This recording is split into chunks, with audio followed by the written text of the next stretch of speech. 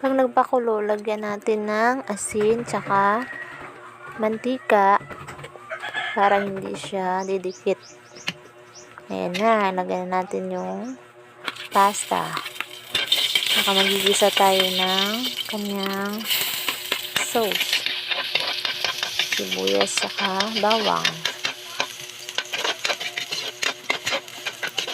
Haluin natin ng maigi.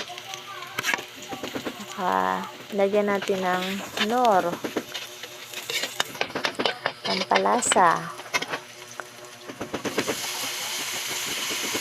Bago natin isa yung corned beef or wala tayong giniling, kaya yan na ang kanyang sahog, depende sa inyo yan.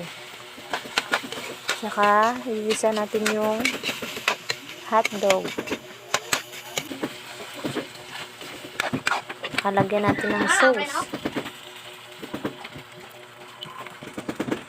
haluin ng maigi. Lagyan natin ng gatas.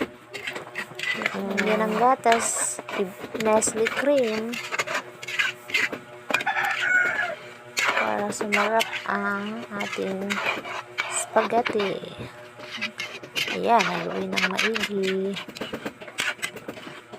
hanggang sa kumulo. Tsaka lagyan ng condense, pampatamis.